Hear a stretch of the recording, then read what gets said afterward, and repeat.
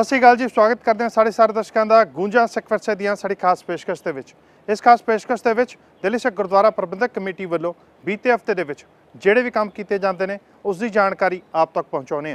सो बीते हफ्ते दिल्ली सिख गुरुद्वारा प्रबंधक कमेटी वालों किहड़े काम किए गए पूरी खबर तो नज़र पावांगे। शुरुआत करते हैं खास पेशकश की जिसका नाम गूंजा सिख विरसे दी। दिल्ली सिख गुरुद्वारा प्रबंधक कमेटी के मैंबरों दी जनवरी के चोणां हुई, जिस तो बाद सरना भरावां ने उन्होंने उत्ते इल्जाम लगाए तो कोर्ट का रुख किया। कोर्ट के वलों फैसला आया, जिस तो बाद दिल्ली सिख गुरुद्वारा प्रबंधक कमेटी के प्रधान हरमीत सिंह कालका तो जनरल सकत्तर जगदीप सिंह कालो वालों भी प्रतिक्रम आए। की कुछ क्या उन्होंने, आओ सुनते हैं। माननीय हाई कोर्ट के जो दिल्ली सिख गुरुद्वारा प्रबंधक कमेटी के खिलाफ कोर्ट के केस पाया हुआ सी सरदार हरविंदर सिंह सरना, उन्होंने अज कोर्ट की जिस तरीके के नाल कार्रवाई पिछले 4 महीने तो लगातार संगतां नूं गुमराह करी जाना, कमेटी के उत्ते इल्जाम लाने कि किस तरीके के नाल कब्जे की कमेटी बनी है। अज बड़ी फैसला आने तो पहले जिस तरीके के नाल सरदार हरविंदर सिंह सरना कोर्ट छड्ड के भज गए, उन्होंने कहता गया कि तुसीं अपना केस इत्थों विड्रॉ करके अपने लोअर कोर्ट ही जाओ।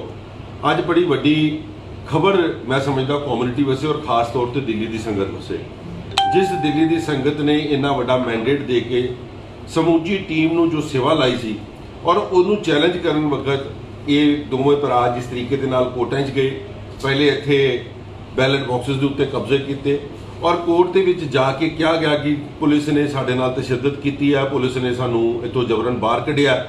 और जिस वक्त वो वीडियो रिकॉर्डिंग्स मंगाई गई तो उत्थे कोई प्रूफ पेश नहीं कर सके, कोई एहो जी गल सी नहीं। इस करके अगे कोर्ट के जज साहिबा जी रेखा पल्ली जी, मैं उन्होंने धन्यवाद कराँगा कि जिस संजीदगी के नाल और उन्होंने इस केस नूं देखा और इन्होंने इस चीज़ को सुनिश्चित किया कि किसी तरीके की इत्थे जो धक्केबाजी इन्होंने चलाने की कोशिश की सी ना चले।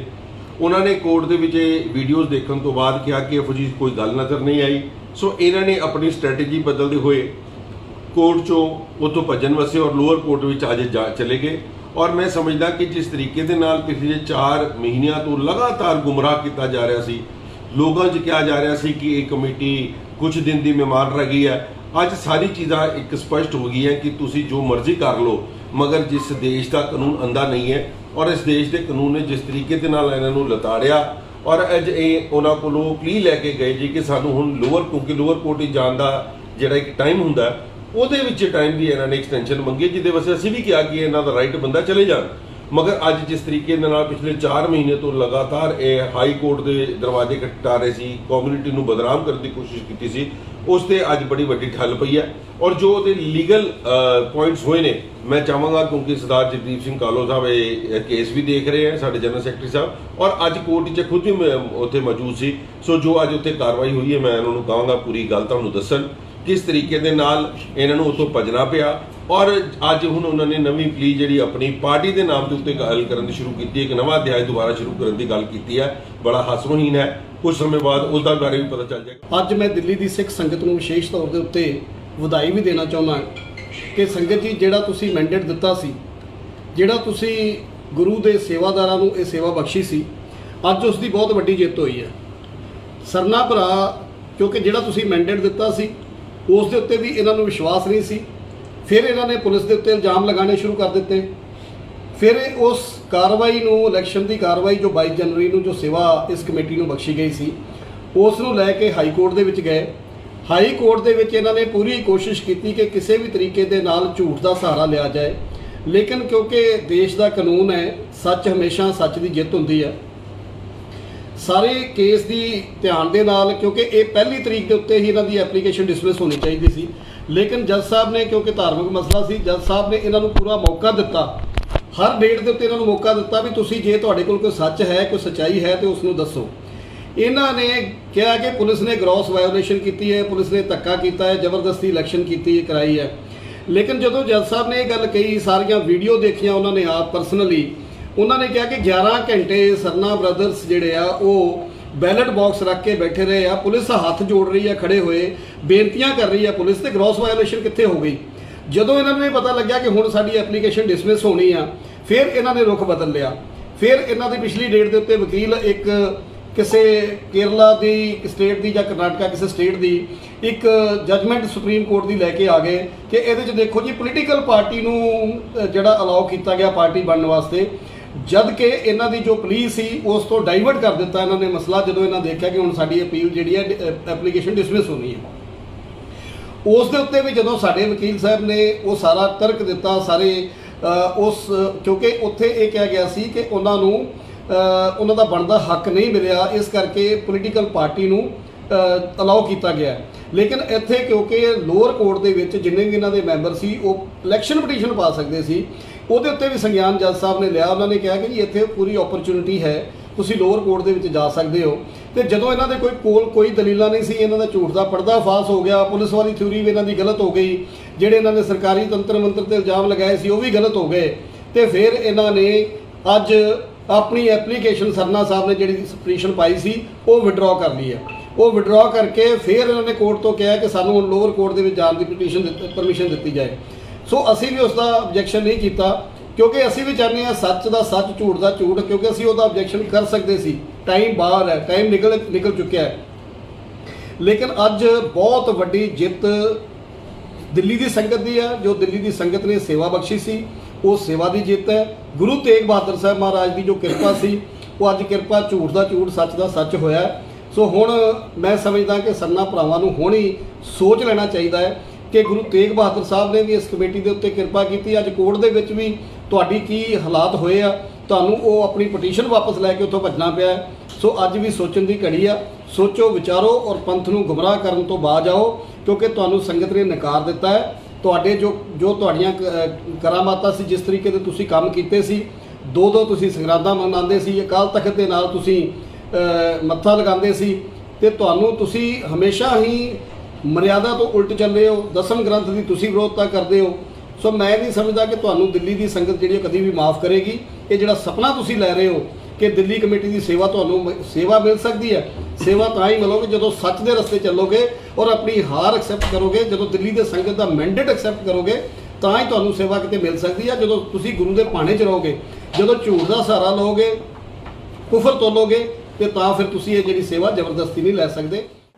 ਗੂੰਜਾ ਸਿੱਖ ਵਿਰਸੇ ਦੀਆਂ ਸਾਡੀ ਖਾਸ ਪੇਸ਼ਕਸ਼ ਇਸੇ ਤਰ੍ਹਾਂ ਜਾਰੀ ਰਹੇਗੀ। ਫਿਲਹਾਲ ਰੁਕਦੇ ਹਾਂ ਬ੍ਰੇਕ ਦੇ ਲਈ। ਬ੍ਰੇਕ ਤੋਂ ਬਾਅਦ ਆਪ ਸਾਰੇ ਦਰਸ਼ਕਾਂ ਦਾ ਸਵਾਗਤ ਹੈ। ਦਿੱਲੀ ਸਥਿਤ ਗੁਰਦੁਆਰਾ ਸ਼ੀਸ਼ਗੰਜ ਸਾਹਿਬ ਵਿਖੇ ਬਿਲਕੁਲ ਸਾਹਮਣੇ ਭਾਈ ਮਤੀ ਦਾਸ ਚੌਂਕ ਹੈਗਾ, ਜਿਸ ਨੂੰ ਨਵੀਨੀਕਰਨ ਕੀਤਾ ਜਾ ਰਿਹਾ ਹੈ। ਜੀ ਹਾਂ, ਰੈਨੋਵੇਟ ਕੀਤਾ ਜਾ ਰਿਹਾ ਤੇ ਇਹ ਸੇਵਾ ਦਿੱਲੀ ਸਿੱਖ ਗੁਰਦੁਆਰਾ ਪ੍ਰਬੰਧਕ ਕਮੇਟੀ ਨੇ ਬਾਬਾ ਬਚਨ ਸਿੰਘ ਜੀ ਨੂੰ ਸੌਂਪੀ ਹੈ। ਇਹ ਸੇਵਾ ਬਾਬਾ ਬਚਨ ਸਿੰਘ ਜੀ ਵੱਲੋਂ ਜਲਦੀ ਪੂਰੀ ਕਰਕੇ ਸੰਗਤਾਂ ਨੂੰ ਸੌਂਪੀ ਜਾਵੇਗੀ।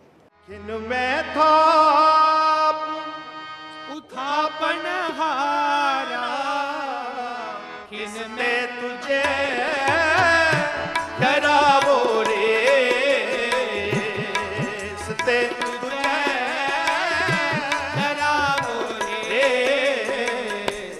ਹਮਰਾ ਠਾकुर ਸਭ ਤੇ ਉੱਚਾ ਜੀ ਰਹਿਣ ਦਿਨਸ ਕਿਸ ਗਾਵੋ ਰੇ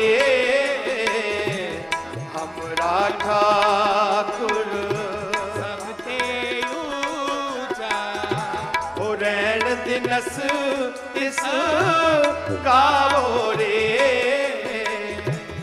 ਗੁਰ ਪਰਸਾ ਮੇਰੇ ਮਨ ਵਸਿਆ ਗੁਰ ਪਰਸਾ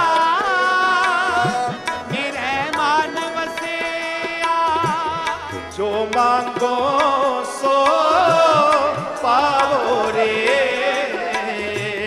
जो मांगो सो पावो रे नाम रंगो यह मन तृप्ताना नाम रंग यह मन तृप्ताना बोहर न कतहूँ तावो रे बहर नकत हूँ तावो रे ठाकुर सब ते ऊंचा जी रैन दिनस किस गावो रे हमरा ठाकुर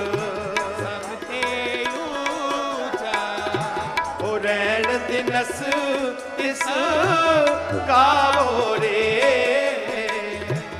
गुर परसा मेरे मन बसे गुर परसा मेरे मन बसे। ਰੈਨੋਵੇਸ਼ਨ ਦੇ ਨਾਲ ਇਹਦੀ ਰੈਕੋਗਨੀਸ਼ਨ ਹੈ ਜਿਹੜੀ ਬਹੁਤ ਵੱਡੀ ਗੱਲ ਹੈ ਕਿ ਜਿਹੜੀ ਸਰਕਾਰਾਂ ਨੇ ਜਿਹਨੂੰ ਰੈਕੋਗਨਾਈਜ਼ ਕੀਤਾ ਉਸ ਜਗ੍ਹਾ ਦੇ ਉੱਤੇ ਜਿੱਥੇ ਸਾਡੇ ਪੰਥ ਦੇ ਮਹਾਨ ਜਰਨੈਲ ਨੇ, ਮਹਾਨ ਯੋਧੇ, ਮਹਾਨ ਭਗਤ ਮੈਂ ਕਹਿ ਸਕਦਾ ਗੁਰੂ ਤੇਗ ਬਹਾਦਰ ਸਾਹਿਬ ਜੀ ਦੇ, ਉਹਨਾਂ ਦੇ ਸਾਥੀ, ਉਹਨਾਂ ਨੇ ਜਿਹੜੇ ਇੱਥੇ ਸ਼ਹਾਦਤਾਂ ਦਿੱਤੀਆਂ ਗੁਰੂ ਤੇਗ ਬਹਾਦਰ ਸਾਹਿਬ ਦੇ ਉਸ ਸਥਾਨ ਗੁਰਦੁਆਰਾ ਸੀਸਗੰਜ ਸਾਹਿਬ ਦੇ ਇੱਕਦਮ ਨਾਲ, ਜਿਹੜੀ ਕਈ ਸਾਲਾਂ ਤੋਂ ਇਸ ਇਲਾਕੇ ਦੀ ਸੰਗਤ ਦੀ ਬਹੁਤ ਵੱਡੀ ਮੰਗ ਸੀ ਔਰ ਦਿੱਲੀ ਦੀ ਸੰਗਤ ਦੀ ਮੰਗ ਸੀ। ਸੋ ਅੱਜ ਪੂਰੀ ਹੋਈ ਹੈ, ਸਾਨੂੰ ਬੜੀ ਖੁਸ਼ੀ। 6 ਮਹੀਨੇ ਤੋਂ ਲੈ ਕੇ 9 ਮਹੀਨੇ ਦੇ ਵਿੱਚ 8-9 ਮਹੀਨੇ ਦੇ ਵਿੱਚ ਇਹਦਾ ਕੰਮ ਕੰਪਲੀਟ ਕਰਨ ਦਾ ਪ੍ਰੋਗਰਾਮ ਹੈ ਔਰ ਅਸੀਂ ਬੇਨਤੀ ਕਰਾਂਗੇ ਬਾਬਾ ਜੀ ਨੂੰ ਕਿ ਜਲਦ ਤੋਂ ਜਲਦ ਕਰਨ, ਕਿਉਂਕਿ ਸੰਗਤ ਇੱਥੇ ਬਹੁਤ, ਇੱਕ ਤੇ ਏਰੀਆ ਬੜਾ ਕੰਜਸਟਡ ਹੈ ਔਰ ਸੰਗਤ ਇੱਥੇ ਬੜੇ ਵੱਡੇ ਪੱਧਰ ਤੇ ਆਉਂਦੀ ਹੈ, ਜਿਹਦੇ ਨਾਲ ਕੋਈ ਪ੍ਰੋਬਲਮ ਨਾ ਹੋਏ ਸੰਗਤ ਨੂੰ, ਇਹਨੂੰ ਜਲਦੀ ਤੋਂ ਜਲਦੀ ਖਤਮ ਕਰਾਉਣ ਦੀ। ਗੁਰਬਾਣੀ ਦਾ ਫਰਮਾਨ ਹੈ, ਜਉ ਤੋਂ ਪ੍ਰੇਮ ਖੇਲਣ ਕਾ ਚਾਓ, ਸਿਰ ਤਰ ਤਲੀ ਗਲੀ ਮੇਰੀ ਆਓ, ਇਤ ਮਾਰਗ ਪੈਰ ਧਰੀਜੈ, ਸਿਰ ਦੀਜੈ ਕਾਨ ਨਾ ਕੀਜੈ। ਜ਼ੁਲਮ ਦੇ ਖਿਲਾਫ ਇਨਸਾਫ ਲਈ, ਧਰਮ ਦੀ ਰੱਖਿਆ ਲਈ ਸਤਿ ਸ੍ਰੀ ਅਕਾਲ। ਗੁਰੂ ਨਾਨਕ ਦੇ ਘਰ ਦੇ ਵਿੱਚ ਜਦੋਂ ਪ੍ਰਵੇਸ਼ ਕਰਨਾ ਹੈ ਤੇ ਸੀਸ ਇਨਸਾਫ ਵਾਸਤੇ, ਜ਼ੁਲਮ ਦੇ ਖਿਲਾਫ ਲੜਨ ਵਾਸਤੇ ਪਹਿਲੇ ਤਲੀ ਤੇ ਹੋਣਾ ਚਾਹੀਦਾ ਹੈ। ਗੁਰੂ ਤੇਗ ਬਹਾਦਰ ਸਾਹਿਬ ਮਹਾਰਾਜ ਨੇ ਜਿੱਥੇ ਧਰਮ ਦੀ ਰੱਖਿਆ ਕੀਤੀ, ਹਿੰਦੁਸਤਾਨ ਦੀ ਸੰਸਕ੍ਰਿਤੀ ਬਚਾਈ, ਉੱਥੇ ਨਾਲ ਹੀ ਗੁਰੂ ਦੇ ਅਨੰਨ ਸੇਵਕ ਭਾਈ ਮਤੀ ਦਾਸ ਜੀ, ਭਾਈ ਸਤੀ ਦਾਸ ਜੀ, ਭਾਈ ਦਿਆਲਾ ਜੀ, ਜਿਨ੍ਹਾਂ ਨੇ ਇਸ ਪਾਵਨ ਪਵਿੱਤਰ ਅਸਥਾਨ ਦੇ ਉੱਤੇ ਸ਼ਹੀਦੀ ਦਿੱਤੀ। ਬਹੁਤ ਲੰਬੇ ਸਮੇਂ ਤੋਂ ਸੰਗਤ ਦੀ ਮੰਗ ਸੀ ਕਿ ਇਸ ਸਥਾਨ ਦਾ ਸੁੰਦਰੀਕਰਨ ਕੀਤਾ ਜਾਏ ਤਾਂ ਕਿ ਦੇਸ਼ਾਂ ਵਿਦੇਸ਼ਾਂ ਤੋਂ ਜਿਹੜੀ ਸੰਗਤ ਆ ਰਹੀ ਹੈ ਉਹਨਾਂ ਨੂੰ, ਜਿੱਥੇ ਸੀਸਗੰਜ ਸਾਹਿਬ ਗੁਰਦੁਆਰਾ ਸਾਹਿਬ ਵਿਖੇ ਗੁਰੂ ਤੇਗ ਬਹਾਦਰ ਸਾਹਿਬ ਦੇ ਸ਼ਹਾਦਤ ਦੇ ਸਥਾਨ ਤੇ ਨਤਮਸਤਕ ਹੁੰਦੇ ਆ, ਉੱਥੇ ਗੁਰੂ ਦੇ ਇਸ ਮਹਾਨ ਸ਼ਹੀਦਾਂ ਦੇ ਸਥਾਨ ਦੇ ਉੱਤੇ ਵੀ ਨਤਮਸਤਕ ਹੋਣ। ਸੋ ਲੰਬੇ ਸਮੇਂ ਤੋਂ ਇਹ ਕਾਰਜ ਜਿਹੜੇ ਆ ਇਹਨਾਂ ਦੀ ਕੋਸ਼ਿਸ਼ ਕੀਤੀ ਜਾ ਰਹੀ ਸੀ। ਹੁਣ ਅੱਜ ਜਿਹੜਾ ਇਹ ਕਾਰਜ ਆਰੰਭੇ ਗਏ ਆ, ਕਾਰ ਸੇਵਾ ਵਾਲੇ ਬਾਬਾ ਜੀ, ਬਾਬਾ ਬਚਨ ਸਿੰਘ ਜੀ ਅਤੇ ਜਥੇਬੰਦੀ ਦੇ ਸਾਰੇ ਸਿੰਘਾਂ ਵੱਲੋਂ ਅੱਜ ਟੱਕ ਲਗਾ ਕੇ ਇਹ ਸੇਵਾ ਆਰੰਭ ਕੀਤੀ ਗਈ ਆ। ਮੈਂ ਵਧਾਈ ਦਿੰਦਾ ਸਮੂਹ ਸਿੱਖ ਸੰਗਤ ਨੂੰ ਕਿ ਅੱਜ ਬੜੇ ਲੰਬੇ ਸਮੇਂ ਤੋਂ ਜਿਹੜੀ ਮੰਗ ਸੀ ਅੱਜ ਉਹ ਪੂਰੀ ਹੋਣ ਜਾ ਰਹੀ ਹੈ। ਧੰਨ ਧੰਨ ਗੁਰੂ ਤੇਗ ਬਹਾਦਰ ਸਾਹਿਬ ਜੀ ਦੇ ਸ਼ਹੀਦੀ ਸਥਾਨ ਉੱਤੇ ਗੁਰਦੁਆਰਾ ਸੀਸਗੰਜ ਸਾਹਿਬ ਦੇ ਉੱਤੇ ਜਿਨ੍ਹਾਂ ਸਾਡੇ ਮਹਾਂਪੁਰਸ਼ਾਂ ਨੇ ਸ਼ਹੀਦੀ ਦਿੱਤੀ ਸੀ, ਭਾਈ ਸਤੀ ਦਾਸ ਜੀ, ਭਾਈ ਮਤੀ ਦਾਸ ਜੀ, ਭਾਈ ਦਿਆਲੇ ਜੀ, ਅੱਜ ਉਹਨਾਂ ਦੇ ਵਾਸਤੇ ਸਮਾਰਕ ਬਣਾਉਣ ਜਾ ਰਹੀ ਹੈ ਸਰਕਾਰ ਔਰ ਦਿੱਲੀ ਸੇ ਗੁਰਦੁਆਰਾ ਪ੍ਰਬੰਧਕ ਕਮੇਟੀ। ਉਹਨਾਂ ਨੇ, ਸਰਕਾਰ ਨੇ ਸਾਨੂੰ ਪਰਮਿਸ਼ਨ ਦਿੱਤੀ ਹੈਗੀ ਹੈ। ਅੱਜ ਬਹੁਤ ਵੱਡਾ ਦਿਨ ਹੈਗਾ ਸਿੱਖਾਂ ਵਾਸਤੇ, ਕਿਉਂਕਿ ਅਸੀਂ ਦਿੱਲੀ ਦੀ ਪੂਰੀ ਸੰਗਤ ਚਾਹੁੰਦੀ ਸੀਗੀ ਕਿ ਇਹ ਇੱਥੇ ਸਥਾਨ ਬਣੇ ਔਰ ਆਉਣ ਵਾਲੇ ਸਮੇਂ ਤੇ ਜਿਹੜੀ ਸਾਡੀ ਪਨੀਰੀ ਹੈਗੀ ਉਹਨਾਂ ਨੂੰ ਵੀ ਪਤਾ ਹੋਏਗਾ, ਜਿੱਥੇ ਗੁਰੂ ਤੇਗ ਬਹਾਦਰ ਸਾਹਿਬ ਨੇ ਆਪਣੀ ਸ਼ਹਾਦਤ ਦਿੱਤੀ ਸੀ ਉੱਥੇ ਭਾਈ ਮਤੀ ਦਾਸ, ਭਾਈ ਸਤੀ ਦਾਸ, ਭਾਈ ਤਾਲਾ ਜੀ ਨੇ ਵੀ ਇੱਥੇ ਸ਼ਹਾਦਤ ਦਿੱਤੀ ਹੈ। ਔਰ ਅਸੀਂ ਦਿੱਲੀ ਸੇ ਗੁਰਦੁਆਰਾ ਕਮੇਟੀ ਦੇ ਮੁੱਖ ਸੇਵਾਦਾਰ ਹੋਣ ਦੇ ਨਾਤੇ ਸਾਨੂੰ ਇਹ ਸੇਵਾ ਕਰਨ ਦਾ ਮੌਕਾ ਮਿਲਿਆ ਹੈਗਾ। ਅਸੀਂ ਇਸ ਮੌਕੇ ਤੇ ਸਮੂਹ ਸਾਧ ਸੰਗਤ ਨੂੰ ਲੱਖ ਲੱਖ ਵਧਾਈ ਦਿੰਦੇ ਹਾਂ। ਪੰਥ ਰਤਨ ਬਾਬਾ ਰਮਨ ਸਿੰਘ ਕਾਰ ਸੇਵਾ ਦਿੱਲੀ ਸਾਹਿਬ ਬਾਬਾ ਜੀ ਸਿੰਘ ਵੱਲੋਂ ਗੁਰਦੁਆਰਾ ਸੀਸਗੰਜ ਸਾਹਿਬ ਜੀ ਆਪ ਜੀ ਦਰਸ਼ਨ ਕਰ ਰਹੇ ਡੋਡੀ ਸਾਹਿਬ ਲੰਗਰ ਹਾਲ ਦੇ ਗੁਰਦੁਆਰਾ ਸੀਸਗੰਜ ਸਾਹਿਬ ਦੇ ਅੰਦਰ ਦੀ ਨਵੀਨੀਕਰਨ ਦੀ ਸੇਵਾ ਚੱਲ ਰਹੀ ਹੈ ਔਰ ਉਸ ਦੇ ਨਾਲ ਹੀ ਭਾਈ ਮਤੀ ਦਾਸ, ਭਾਈ ਸਤੀ ਦੇ, ਭਾਈ ਦਿਆਲਾ ਜੀ ਦੇ ਇਸ ਸਮਾਰਕ ਦੀ ਸੇਵਾ ਆਰੰਭ ਹੋਈ ਹੈ। ਮੇਰੀ ਸਮੂਹ ਸੰਗਤ ਨੂੰ ਬੇਨਤੀ ਹੈ ਕਿ ਇਹ ਪਹਿਲਾਂ ਹਜ਼ਾਰਾਂ ਸਾਲ ਪਹਿਲਾਂ ਸੇਵਾ ਹੋਈ ਸੀ ਲੰਗਰ ਦੇ ਟਾਈਮ ਤੇ, ਉਹਦੇ ਬਾਅਦ ਹੁਣ ਸੇਵਾ ਹੋ ਰਹੀ ਹੈ। ਆਪਣਾ ਤਨ ਮਨ ਧਨ ਹਿੱਸਾ ਜ਼ਰੂਰ ਪਾਉਣ ਤਾਂ ਕਿ ਆਪਣੀ ਆਉਣ ਵਾਲੀਆਂ ਨਸਲਾਂ ਆ ਕੇ ਇੱਥੇ ਨਮਸਕਾਰ ਕਰਨ, ਆਪਣੀ ਕੀਤੀ ਸੇਵਾ ਥਾਂ ਬਾਰੇ ਪਤਾ ਲੱਗੇ ਵੀ ਸਿੱਖ ਪੰਥ ਨੇ ਇਸ ਸੇਵਾ ਕੀਤੀ ਹੈ ਅਤੇ ਆਪਣੇ ਸ਼ਹੀਦਾਂ ਦਾ ਯਾਦਗਾਰ ਬਣਾਈ ਹੈ। ਮੈਂ ਸਮੂਹ ਸੰਗਤ ਨੂੰ ਬੇਨਤੀ ਹੈ ਕਿ ਤਨ ਮਨ ਧਨ ਨਾਲ ਸੇਵਾ ਹਿੱਸਾ ਪਾਉਣ ਤਾਂ ਕਿ ਇਹ ਸੇਵਾ ਛੇਤੀ ਸੰਪੂਰਨ ਹੋ ਕੇ ਪੰਥ ਦੇ ਵਾਲੇ ਕੀਤੀ ਜਾ ਸਕੇ। ਗੂੰਜਾ ਸਿੱਖ ਵਿਰਸੇ ਦੀਆਂ ਸਾਡੀ ਖਾਸ ਪੇਸ਼ਕਸ਼ ਇਸੇ ਤਰ੍ਹਾਂ ਜਾਰੀ ਰਹੇਗੀ। ਫਿਲਹਾਲ ਰੁਕਦੇ ਹਾਂ ਬ੍ਰੇਕ ਦੇ ਲਈ। ਬ੍ਰੇਕ ਤੋਂ ਬਾਅਦ ਆਪ ਸਾਰੇ ਦਰਸ਼ਕਾਂ ਦਾ ਸਵਾਗਤ ਹੈ। ਗੁਰਬਾਣੀ ਵਿਰਸਾ ਸੰਭਾਲ ਸਤਸੰਗ ਟਕਸਾਲ ਅਤੇ ਦਿੱਲੀ ਸੇ ਗੁਰਦੁਆਰਾ ਪ੍ਰਬੰਧਕ ਕਮੇਟੀ ਦੇ ਸਹਿਯੋਗ ਦੇ ਨਾਲ ਦਿੱਲੀ ਦੇ ਇਤਿਹਾਸਕ ਗੁਰਦੁਆਰੇ ਗੁਰਦੁਆਰਾ ਰਕਾਬਗੰਜ ਸਾਹਿਬ ਸਥਿਤ ਲੱਕੀ ਸ਼ਾਹ ਬੰਜਾਰਾ ਹਾਲ ਦੇ ਵਿੱਚ 3 ਦਿਨੀ ਸਮਾਗਮ ਕਰਵਾਇਆ ਗਿਆ।